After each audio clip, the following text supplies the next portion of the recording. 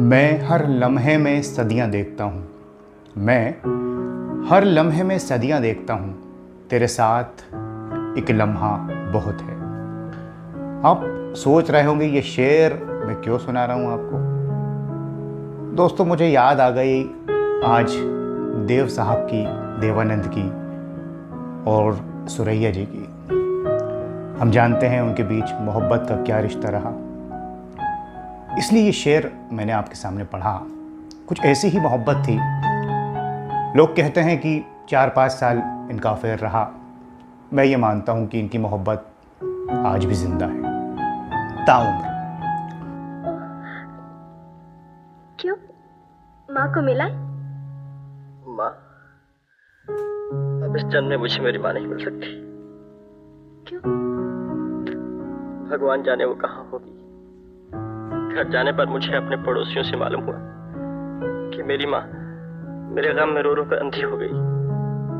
और एक दिन एक दयालु आदमी आया और उसे साथ ले गया। भगवान जाने वो कहाँ है।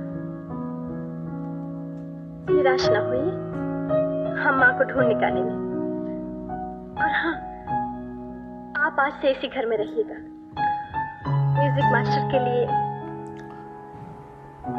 क्या वजहें रहीं अलग होने की, ये भी हम जानते हैं। देव साहब जब इंडस्ट्री में आए, नए थे और सुरैया जी उस वक्त मशहूर अदाकारा और सिंगर थी। लेकिन उसके बावजूद फिल्म में जब शूटिंग ये कर रहे थे गाने की विद्या में, ये गिर पड़ी शूटिंग के दौरान नदी में। और फिर किस तरह से देव साहब ने बचाया, वहीं से दिल दे बैठी सुरैया देवानंद को। और देवानंद तो मोहब्बत करते ही थे। प्यार से वो सुरैया जी को नौजी कहते थे, नाक थोड़ी लंबी थी, और ये स्टीव कहती थी। मोहब्बतें चलती रहीं, फिल्में आती रहीं, नीली, शायर, जीत।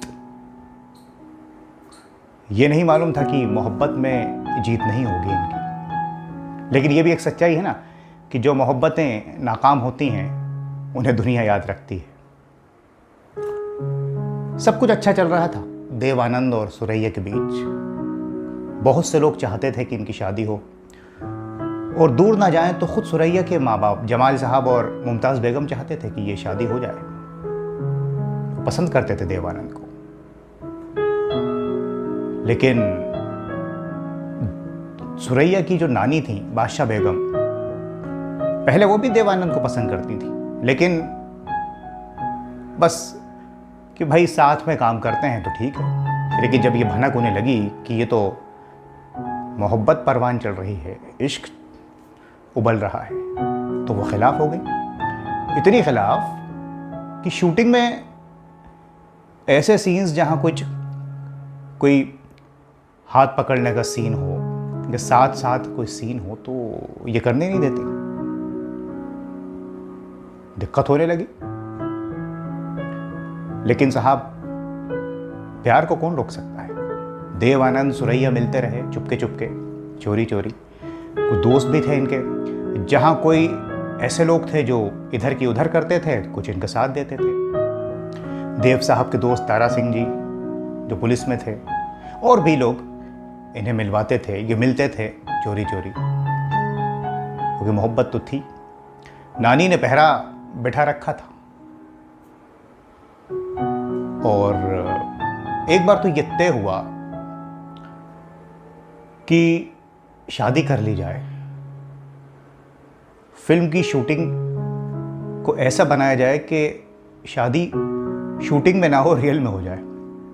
ये हो भी जाता। लेकिन आखिरी वक्त में किसी ने नानी को बता दिया और नानी पहुंच गई। और साहब फिर शादी कहां से होनी थी। उसके बाद तो हुआ यूं कि दोनों को अलग होना पड़ा। देव साहब तो कभी डरते नहीं थे, खुलकर इजहार करते थे। रिंग भी दी थी उन्होंने सुरैया जी को। फिर बाद में नानी ने भिजवा दी, वो अलग बात है। सुरैया लेकिन बाद में इंटरव्यूज़ में, और कामनी कौशल जी भी बताती हैं जो लेटर्स दिया करती थी देव साहब को सुरैया के, सुरैया डरती बहुत थी। घबराती थीं। वो ज़माना भी और था, आज की तरह तो नहीं था। नानी का डर, समाज का डर, और फिर कुछ और भी लोग थे जिसमें एम सादिक साहब, नौशाद साहब, इन लोगों के नाम आते हैं। ये लोग शायद नहीं चाहते थे कि शादी हो। हालांकि ऐसा नहीं है कि उस ज़माने में शादियाँ नहीं होती थीं। दूसरे मज़हब में सुनील दत्त नरगिस ने की, किशोर कुमार मधुबाला ने की, लेकिन सुरैया घबराती थीं। कई बार तो ऐसा भी हुआ कि लोगों ने धमकी दी कि अगर तुमने देव से शादी की तो हम उसे मार देंगे, तो वो और डर गई और अपनी मोहब्बत को दिल में समेट लिया और नानी के आगे अपनी मर्जी को हार गई। उन्होंने बाद में कहा कि मैं हिम्मत नहीं कर पाई। देव साहब ने फिर बाद में अपने भाई चेतन आनंद के कहने पर कि भाई तुम फिल्मों में अपना करियर देखो, तो वो उस तरफ लग गए। फिर बाद में कल्पना कार्तिक से शादी कर ली और सुरैया ने तो फिर शादी की नहीं। उसके बाद कुछ फिल्में भी की उन्होंने, मिर्ज़ा गालिब जैसी फिल्में आई और फिर आखिरी फिल्म तो रुस्तम सोहराब वगैरह रहीं। बहुत 60s में तो काम नहीं किया, लेकिन दिल फिर किसी को नहीं दिया, शादी नहीं की 2004 तक, जब तक जिंदा रहीं। मोहब्बत एक बार की देव साहब से तो की। और सुरैया जी जब इस दुनिया से गई 2004 में, तो देव साहब के लोग पीछे भागे कि ये कुछ कहें, कुछ बाइट दें, इंटरव्यू हो, लेकिन देव साहब ने अपने आप को अलग कर लिया। उन्हें मालूम था कि ये मीडिया वाले मेरे पीछे पड़ने वाले हैं। लेकिन कई जगह उन्होंने इस चीज़ को माना कि सुरैया मेरी पहली मोहब्बत थी, उसे मैं कभी नहीं भूल सकता। यही वजह है कि लाइफ टाइम अचीवमेंट अवार्ड जब 1996 में सुरैया जी को दिया गया तो वो चाहती थी कि देव साहब वहाँ हों, लेकिन देव साहब वहाँ नहीं गए कि मैं कैसे देख पाऊंगा अपनी मोहब्बत को, कैसे देख पाऊंगा। इनकी आखिरी मुलाकात भी साहब बड़ी दिलचस्प रही। लोग आज भी बताते हैं कि जिस बिल्डिंग में सुरैया रहती थी, 6 मंजिला, रात को 11:30 बजे अपने दोस्त की मदद से देव साहब वहाँ पहुँचे कि पूछ लें आखिर बार कि क्या शादी हो सकती है, कुछ हो सकता है इस रिश्ते का। नानी मान सकती हैं, माँ बाप तो मानते हैं, चाहते हैं कि ये शादी हो। रात में पहुँचे ये और छत पर पानी की टंकी के पास दोनों की मुलाकात हुई, रोए, बातें हुई तकरीबन आधे घंटे। और बहुत से लोग ये कहते हैं कि उसके बाद इनकार हो गया, सुरैया ने हिम्मत हार दी और यही शायद देव आनंद साहब और सुरैया जी की आखिरी मुलाकात रही। लेकिन मैंने आपसे कहा शुरू में कि जो मोहब्बतें परवान नहीं चढ़ती वो ज़्यादा इम्पोर्टेंस रखती हैं। इन लोगों का काम हमारे सामने है। अब दोनों हमारे बीच में नहीं हैं, जहाँ भी हों खुश रहें। और इनकी मोहब्बत अगर सच्ची ना होती दोस्तों, तो आज हम इनके बारे में आपसे बात नहीं कर रहे होते। और भी बातें हैं बहुत सी, लेकिन टाइम कम रहता है तो इससे ज़्यादा शेयर नहीं किया जा सकता। आप लोग जो प्यार हमें दे रहे हैं उसके लिए बहुत शुक्रिया।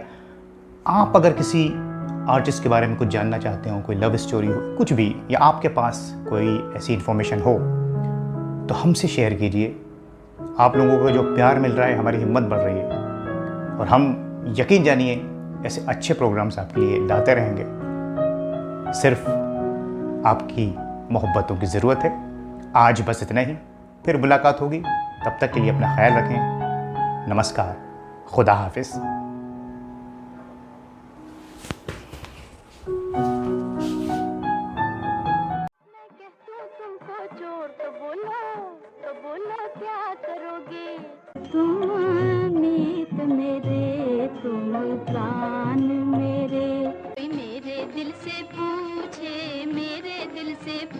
क्या चीज है मोहब्बत।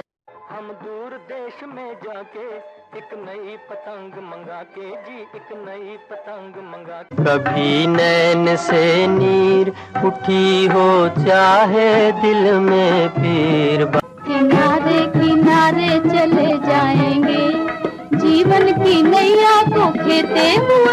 चोरी चोरी आऊं और दिल में तेरे बस जाऊं, और दिल में तेरे बस जाऊं। मेरे चाहने वाले हजार, मुझे तो माफ करना। और बन जाऊं चित चोर तो बोलो क्या करोगे, तो बोलो क्या करोगे।